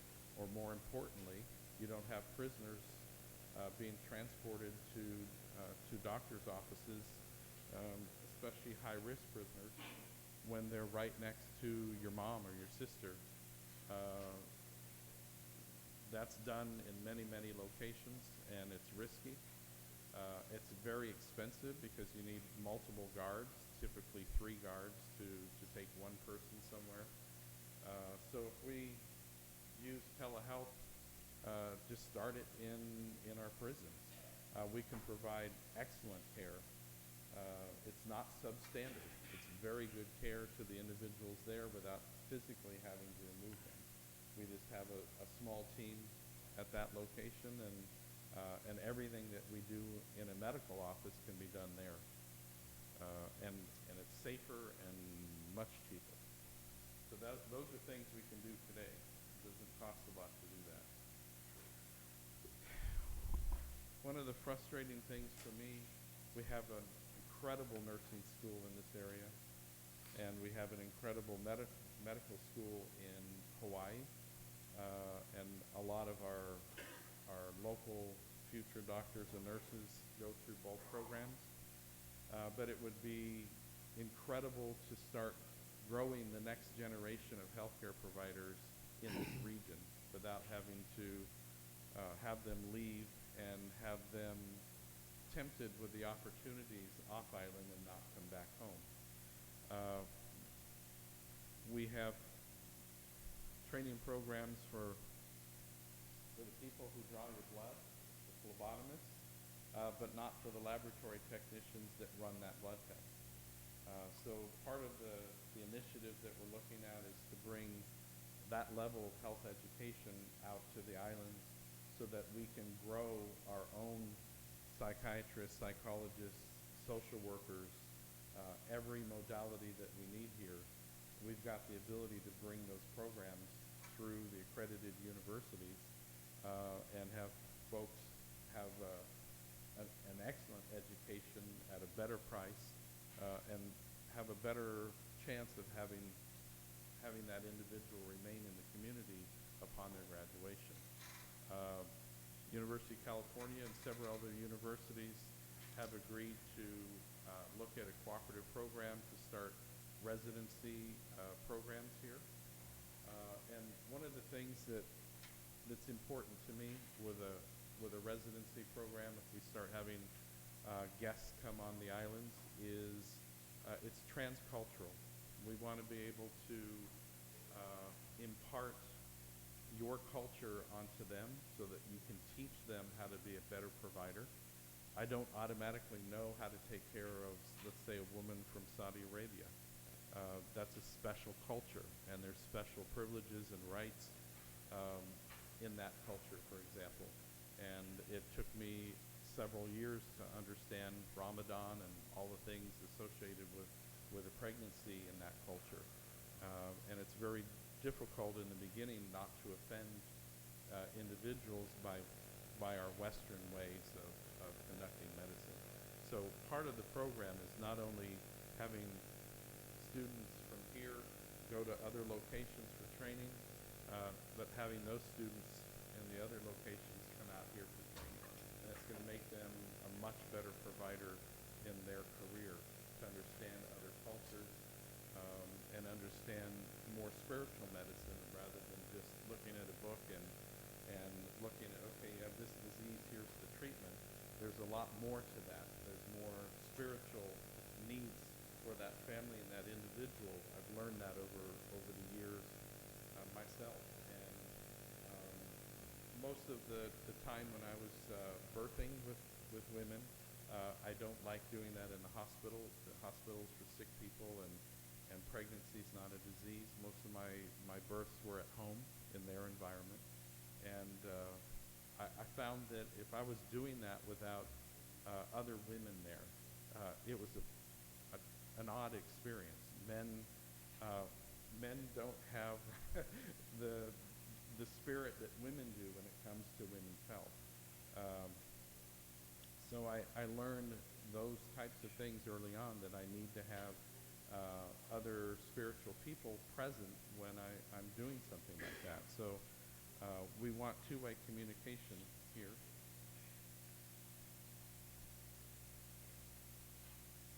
Some of the early telehealth's been around since, well, before the 70s. NASA was one of the first users of it.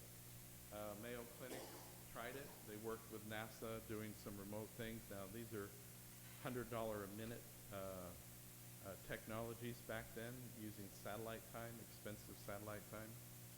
Today, our satellite cost has come down quite a bit, and we can do satellite video conferencing as low as maybe $10 a minute if you have the right provider. But that entails using Hughes and some of the other companies that manufacture those satellites, getting them to provide some grants for their airtime. But they tried some experiments with low data rate. That would be sending a blood pressure to someone or sending their glucose result. The high data rate would be echocardiograms, live data that you're monitoring, fetal monitoring. And some of those studies showed that you can't use a telephone to send high-speed data across back in those days. So some of what they found was a failure. Much of what we learned from that, though, has gone on to provide excellent compression and data rates now. And we're able to provide excellent communication with some compression algorithms that can be so good that you could actually do surgery over it. And that's the goal. There's a lot of telehealth studies. I'm not going to read those, but every one that's been done, the care that's provided via video or telehealth is as good or better in many cases than the care that would have been rendered just by the individuals at the remote site. The expertise, especially with heart disease and head injuries, is invaluable.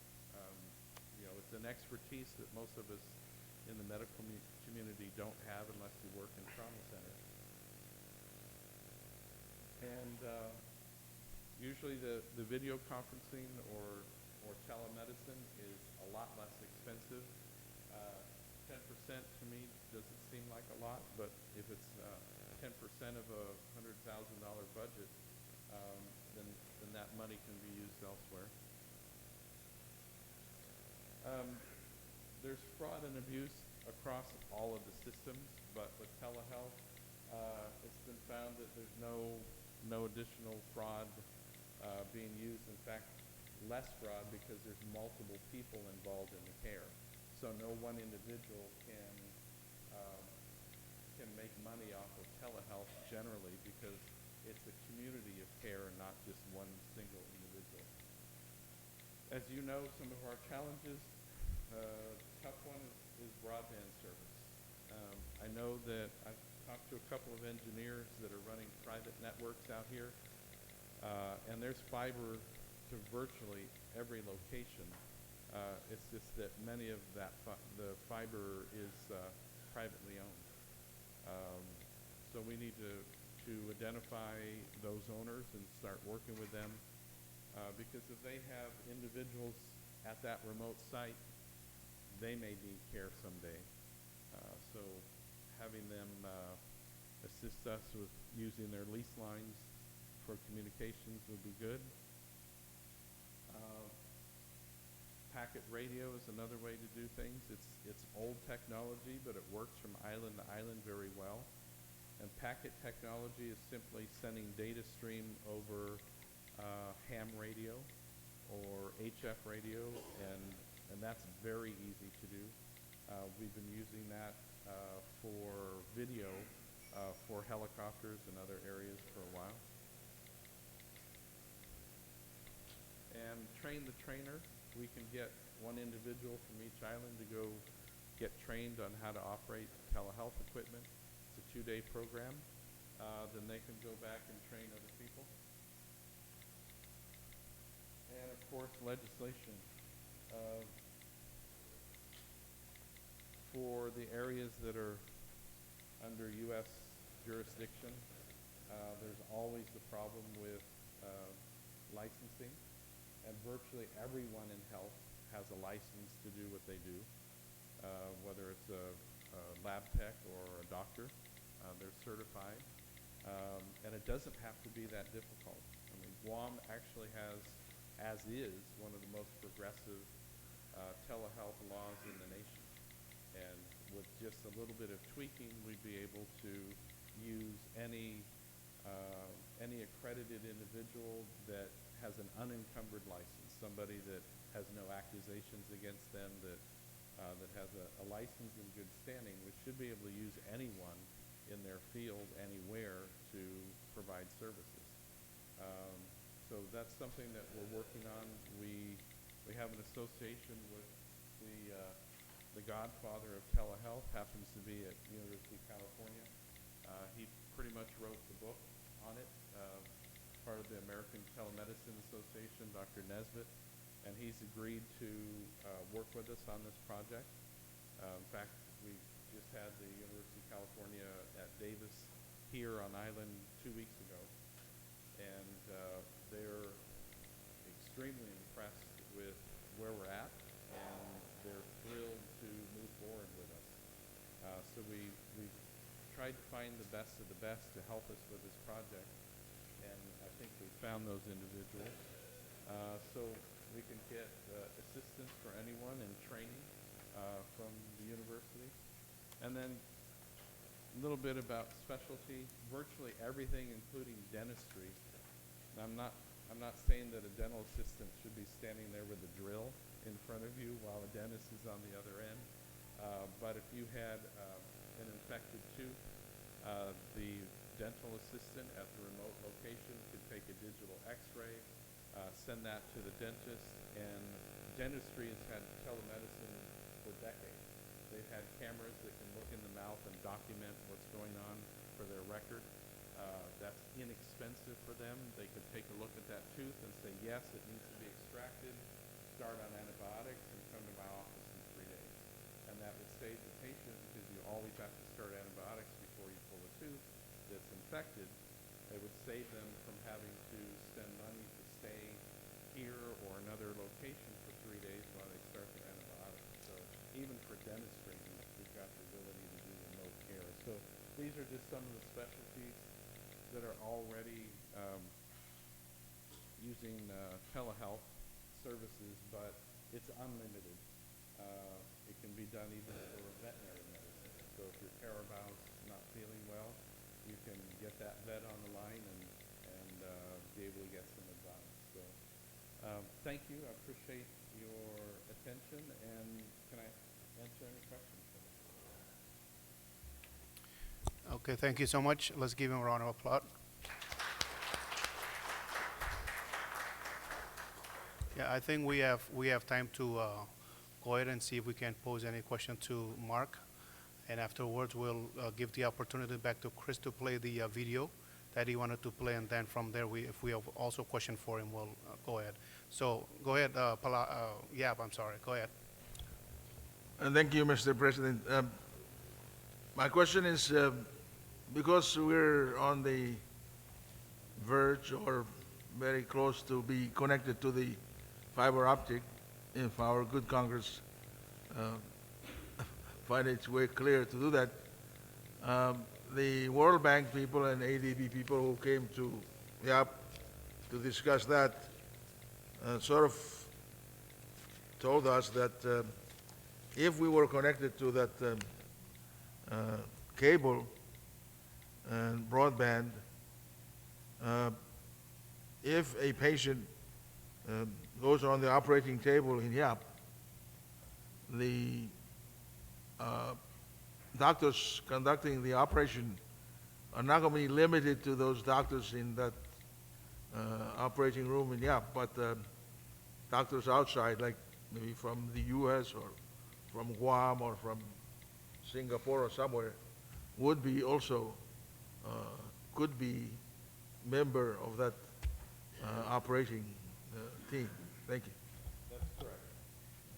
Yeah, if you have a reliable broadband connection, most surgeries in teaching hospitals anyway are already on video. They want to go back and use that for training and educational purposes. So there's already equipment that can be sterilized, that can be right in the operating room, that can provide high resolution imaging, and if the doctor at your location needs assistance or would like an opinion on what they see once they get inside the patient, because that's something, it's one of the things in life we don't know. I mean, we can look at all the CT scans and all the MRIs and have an idea in our mind on what we're going to see when we get inside, but once you've opened the patient, it could be completely different. So you're correct. You can have real-time live conferencing with any number of people in any number of locations. And that's one of the neat things is you can have that expert that's done that procedure 1,000 times right with you in the office. There's another person who said that a doctor in Miami could be operating a patient in Yap by a robot. There's a robot that the doctor in Miami will be using to operate the patient in Yap. Is that the? That's also correct. That happens literally every day. In our major medical centers, robotics for prostate surgery, for certain kinds of internal surgeries. We already have, it's typically when you're doing a microsurgery, where you're trying to go in and get a small tumor in a brain, or it's very difficult to get through and grab what you want. We're already using that type of technology, and it's no different because you don't have your hands in the patient.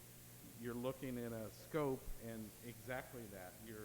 Our kids would be very good at this because they're very good at video games, and that's what's exciting about bringing up the next generation.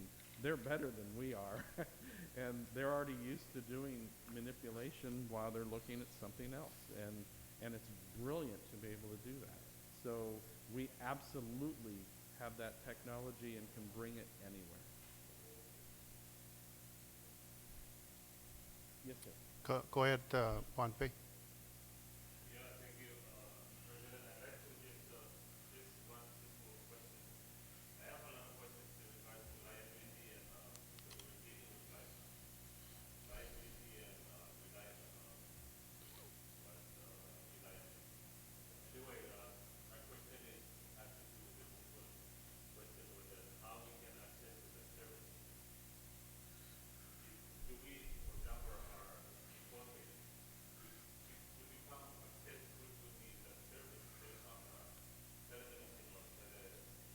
Telehealth.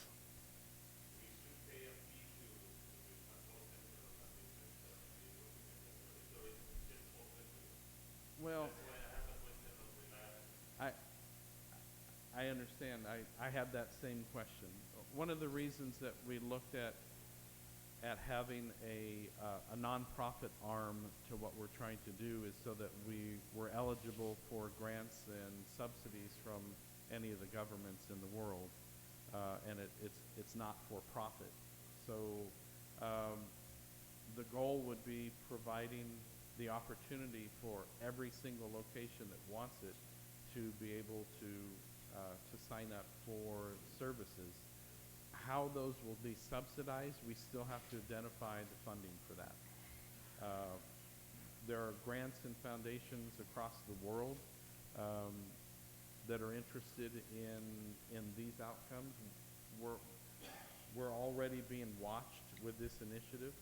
Will be one of the first areas in the world that's attempting to do what the entire nation can't do.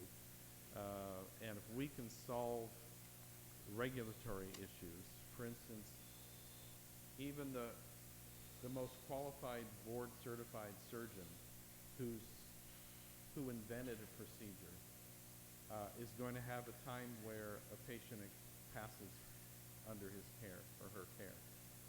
It's devastating when that happens. But you did everything that you can for that patient, and it's not malpractice. You know, it was, in my opinion, you know, there's times where it's God's intervention that someone passes on, and we just simply can't save them no matter what we do. Those are some of the issues that we need to work out with licensing.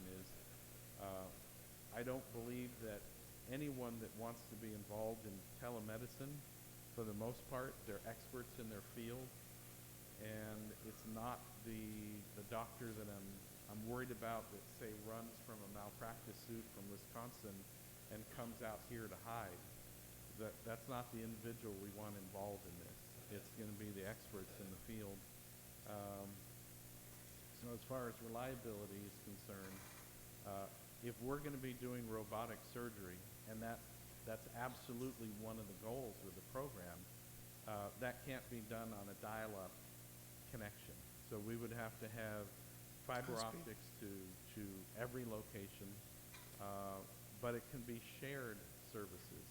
So if we had a corporation, a private company that ran their own services for communications purposes, we could lease for that surgery, we can lease time from them, and that's not that expensive in most cases if you don't have full-time connectivity.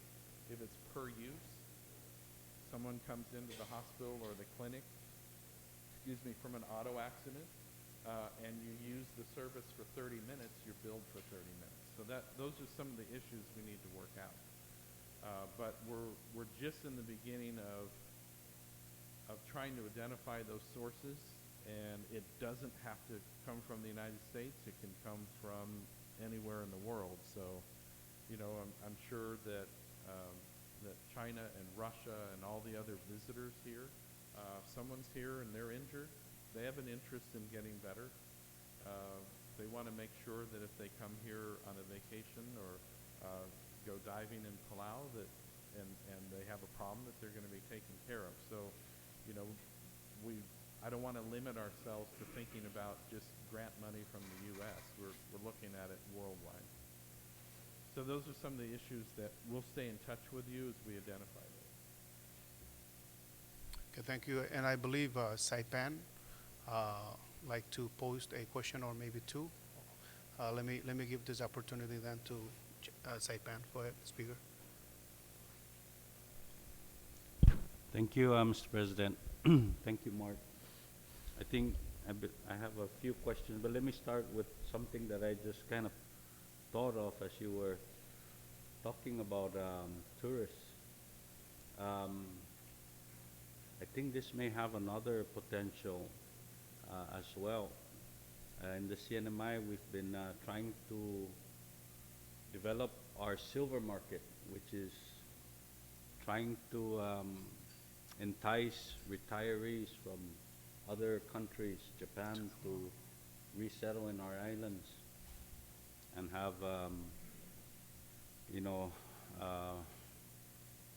the problem, the big challenge we've had is they want, their biggest concern is having access to their doctors or Japanese doctors that can understand their language and so forth, they can relate to.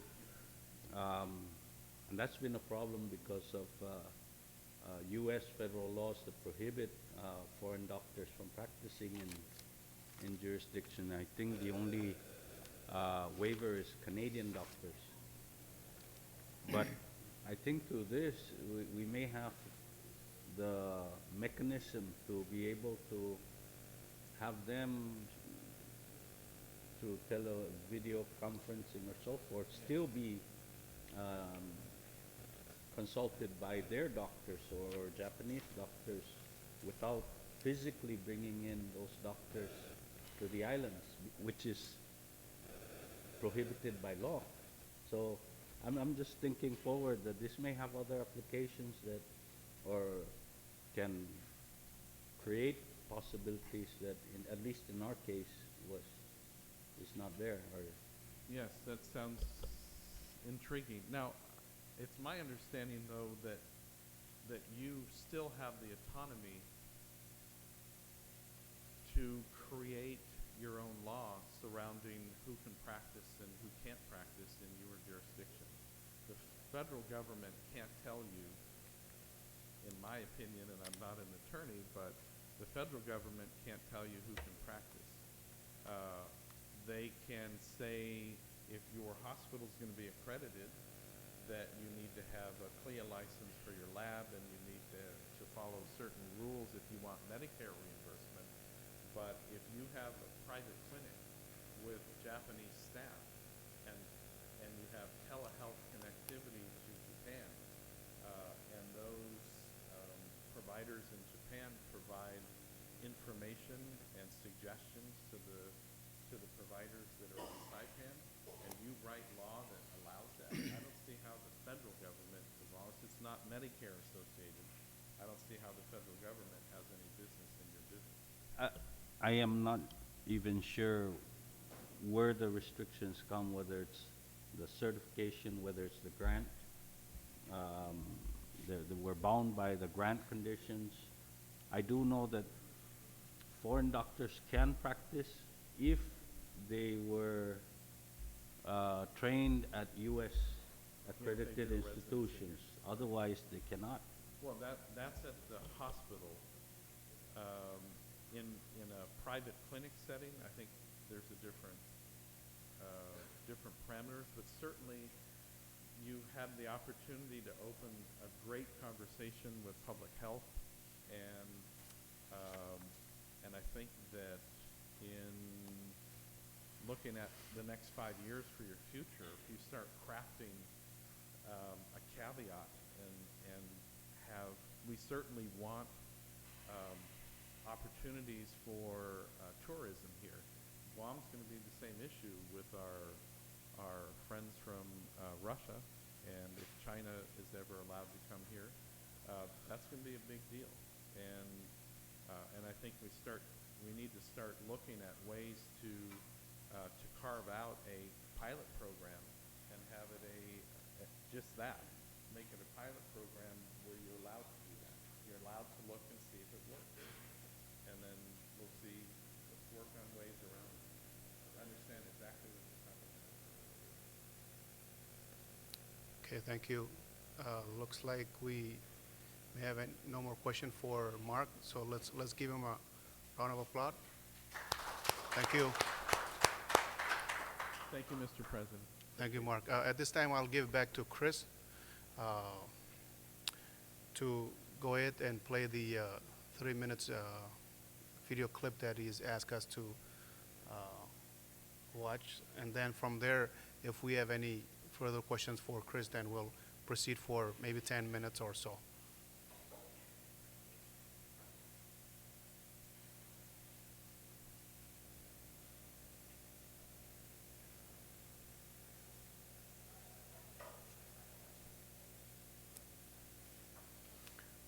But while Chris is setting up, during our lunch and before we come back in the afternoon, if I can pose this question for us to start thinking about it. The theme for Majuro meeting as agreed, or will be agreed, or it depends on how we make the decision, but it's on regional transportation and communication. So if we can start thinking about what we want to do and who we want to invite to come to this General Assembly in Majuro. So over the lunch, we can start discussing it before we come into our session. So I think Chris is ready. So I'll go ahead and give back the podium to Chris. Okay, many thanks, Mr. Chairman, Mr. President, Acting President, is it? So the context of this very short video is the University of Lugano in Switzerland, who have offered to share their knowledge and their research on the e-learning to help the community of teachers, and also the tourism industry. and they've had some background in doing that. So they've made this. They've made this video, so it's only for 3 minutes, and you'll hear directly from the professor. So I'll play it right now for you.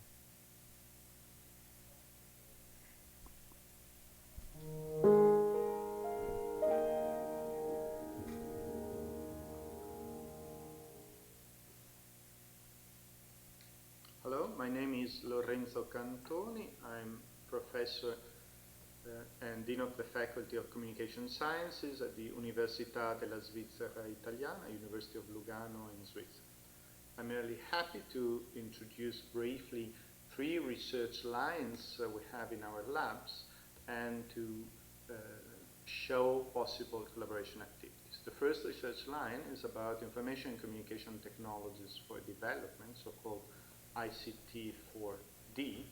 And what we have done so far, we have done projects in Brazil, South Africa, Mozambique, and Cameroon, studying both how to implement in a sustainable way digital technologies for teacher training and in order to be used also in their classes, as well as studying telecenters, access technologies, and the social meaning which is attached to such access centers. Then we have studied a lot e-learning. I'm currently directing a PhD school together with the Polytechnical School in Lausanne and the University of St. Gallen about digital technologies and the relationships between formal and informal learning, how ICT can sort of bridge between the two ends of learning. And we are also running a quite successful website called e-learning for tourists, studying how e-learning has been implemented within the tourism industry. And exactly e-tourist, so ICT within the tourism industry and experience, is the third research line. And we are studying especially how people are commenting on the so-called social web or Web 2.0 about destinations. So all those 3 research lines have in a sense a common umbrella which has been provided by a UNESCO chair approved by UNESCO a few weeks ago. And the chair is titled ICT to Develop and Promote Sustainable Tourism in World Heritage Sites. So I believe that we could find possible collaboration activities in one or more research lines. So be it studying how digital technologies can improve development, studying how those technologies can be used in order to improve teaching and learning. It's not just enough having access to them, but we need to help people use them in the best way, and how they can be leveraged in order to ensure communication with tourists and prospects in order to develop sustainable tourism there. So hope we can collaborate together in the near future, and thank you for your attention.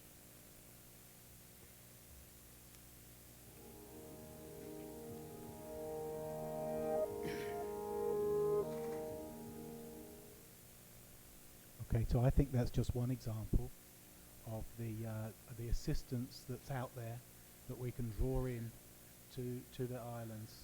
And I must say that the last presentation from Mark is another example of there's just the wonderful stuff that we can connect into the islands if we can get our connectivity and connect it to the continent. So thank you for that. Thank you, Chris. If I can have, if aside from the question that were posed by Guam, if there is any more question from anybody, this is the opportunity for Chris. Well, looks like we're ready for lunch, I think. So let's give Chris another round of applause again. Okay, I think we'll take a break since we're a little early on the break. That's good. And Pew Environment Group is hosting us, so we'll go ahead and join them in the other room. So We're adjourned until afternoon.